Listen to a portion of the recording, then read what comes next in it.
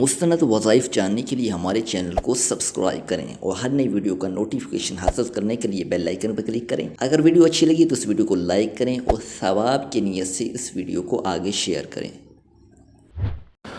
الحمد لله رب العالمين، الصلاة والسلام على سيد الأنبياء والمرسلين وعلى آله وأصحابه أجمعين، أما بعد فأعوذ بالله من الشيطان الرجيم، بسم الله الرحمن الرحيم. لله ملك السماوات والأرض يخلق ما يشاء يهب لمن يشاء إناثا ويهب لمن يشاء الذكور أو يزوجهم ذكرانا وإناثا ويجعل من يشاء عقيما إنه عليم قدير. صدق اللہ العظیم. تمام ناظرین اور سامعین کو السلام علیکم ورحمۃ اللہ وبرکاتہ. امید ہے کہ آپ سب خیر و عافیت کے ساتھ ہوں گے. میں ہوں خرم یوسف اور آپ دیکھ رہے ہیں عمدہ وظائف یوٹیوب چینل. آج کا وظیفہ جیسا کہ آپ نے ٹائٹل میں بھی پڑھا ہے، اولاد جیسی نعمت سے محروم افراد کے لیے ہے. تو آپ نے ویڈیو کو شروع سے آخر تک مکمل دیکھنا ہے. معزز سامعین، میں سب سے پہلے ایک بات جو پہلے بھی کئی بار عرض کر چکا ہوں، جب بھی آپ کو کوئی مسئلہ درپیش آ جائے تو آپ نے اس مسئلے کا حل سب سے پہلے قرآن و احادیث میں تلاش کرنا ہے. یعنی آپ نے اس عامل کے عملیات کو اپنانا ہے، اس عامل پر اعتماد کرنا ہے جو قرآن و احادیث کی روشنی میں عملیات بتاتا ہو. اگر کسی مسئلے کا حل قرآن و احادیث میں نہیں ملتا تو پھر آپ نے بزرگان دین کے مجربات کی طرف آنا ہے. اور ایسا بہت کم ہوتا ہے کہ کوئی مسئلہ آپ کو قرآن و احادیث میں نہ ملے، کیونکہ فخر رسول صلی اللہ علیہ وسلم نے دینی یا دنیاوی کوئی حاجت اور غرض ایسی نہیں چھوڑی جس کے لیے دعا کا طریقہ تعلیم نہ فرمایا ہو. اور دوسرا، مخصوص آیات کا مخصوص مقاصد کے لیے پڑھنا بھی جائز ہے. مشائخ کے تجربات سے ثابت ہے، نقش و تعویذات کے مقابلہ میں آیات قرآنیہ اور وہ دعائیں جو احادیث پاک میں وارد ہوئی ہیں یقیناً بہت زیادہ مفید اور مؤثر ہیں. عملیات میں انہی چیزوں کا اہتمام کرنا چاہیے. تو میں نے آپ کے سامنے قرآن مجید کی سورۃ الشورى کی آیت نمبر 49 اور 50 کی تلاوت کی ہے. للہ ملک السماوات والارض، سارے آسمانوں اور زمین کی سلطنت اللہ ہی کی ہے. یخلق ما یشاء، اور وہ جو چاہتا ہے پیدا کرتا ہے. یہب لمن یشاء اناثا ویہب لمن یشاء الذکور، جس کو چاہتا ہے بیٹیاں دیتا ہے، جس کو چاہتا ہے بیٹے دیتا ہے. او یزوجہم ذکرانا واناثا، یا پھر ان کو ملا جلا کر بیٹے بھی دیتا ہے اور بیٹیاں بھی دیتا ہے. تو اللہ تعالی ہی اولاد جیسی نعمت سے نوازنے والا ہے. تو آپ نے اللہ تعالی کی رحمت سے نا امید نہیں ہونا. اگر آپ ڈاکٹرز، حکماء، عاملین کے پاس جا کر مایوس ہو گئے ہیں، لیکن آپ نے ہرگز اللہ کی رحمت سے نا امید نہیں ہونا. آپ نے پورے اخلاص اور یقین کے ساتھ اللہ تعالی سے دعائیں مانگتے رہنا ہے. اور جو میں آپ کو وظیفہ بتانے والا ہوں وہ بھی آپ نے پورے اخلاص و یقین سے کرنا ہے.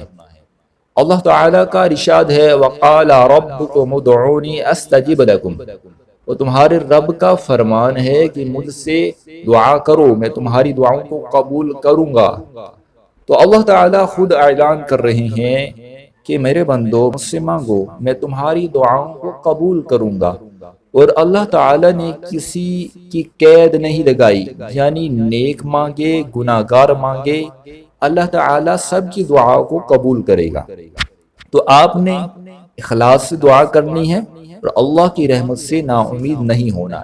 یعنی آپ نے جلد بازی نہیں کرنی کہ میری دعا کیوں نہیں قبول ہوتی، کیونکہ رسول اللہ صلی اللہ علیہ وسلم کا فرمان ہے، یستجاب لأحدکم ما لم یجعل، تم میں سے ہر ایک کی دعا قبول کی جاتی ہے جب تک وہ جلد بازی سے کام نہیں لیتا۔ فیقول قد دعوت فلم یستجب لی، وہ یہ کہنے نہیں لگتا کہ میں نے تو دعا مانگی لیکن میری دعا قبول ہی نہیں ہوئی۔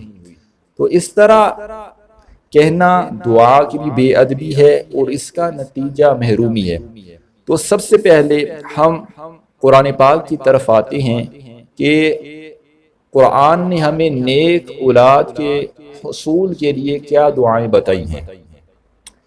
حضرت زکریا علیہ السلام کی اولاد نہیں تھی تو آپ نے ان الفاظ کے ساتھ اللہ تعالیٰ سے دعا کی اور اللہ تعالیٰ نے ان کی دعا کو قبول کیا۔ اللہ تعالیٰ نے ان کو بیٹا عطا فرمایا۔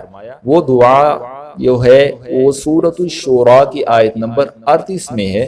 وہ دعا یہ ہے رب ھب لی من لدنک ذریۃ طیبہ انک سمیع الدعاء، ترجمہ یا رب مجھے خاص اپنے پاس سے پاکیزہ اولاد عطا فرما، بے شک تو دعا کا سننے والا ہے۔ اور حضرت ابراہیم علیہ السلام نے ان الفاظ کے ساتھ اللہ تعالیٰ سے دعا کی تھی تو اللہ تعالیٰ نے ان کو بیٹا عطا فرمایا تھا۔ رب ھب لی من الصالحین، سورۃ الصافات کی آیت نمبر 100، ترجمہ میرے رب مجھے ایسا بیٹا دے جو نیک لوگوں میں سے ہو۔ اور ایک موقع پر حضرت زکریا علیہ السلام نے ان الفاظ کے ساتھ دعا کی رب لا تذرنی فردا وانت خیر الوارثین، سورۃ الانبیاء آیت نمبر 89۔ تو آپ بھی ہر فرض نماز کے بعد یہ قرآنی دعائیں ہیں جو حضرت زکریا علیہ السلام اور حضرت ابراہیم علیہ السلام نے مانگی تھیں، تو آپ بھی ان دعاؤں کو مانگنے کا اہتمام کریں۔ انشاءاللہ اللہ تعالی بہت جلد ضرور نظر کرم فرمائیں گے۔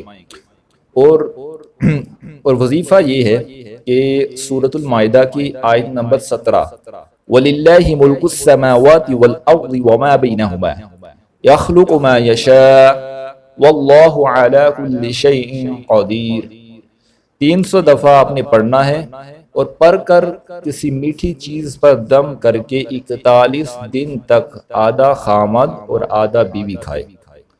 کسی چیز پر دم کر لے اور وہ چیز روزانہ آدھا 41 دن تک آدھا خامد کھائے اور آدھا بیوی کھائے۔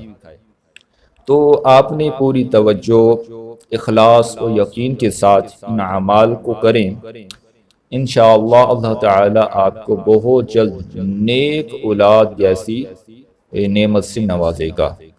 مستند وظائف جاننے کے لیے ہمارے چینل کو سبسکرائب کریں اور ہر نئی ویڈیو کا نوٹیفیکیشن حاصل کرنے کے لیے بیل آئیکن پر کلک کریں۔ اگر ویڈیو اچھی لگی تو اس ویڈیو کو لائک کریں اور ثواب کی نیت سے اس ویڈیو کو آگے شیئر کریں۔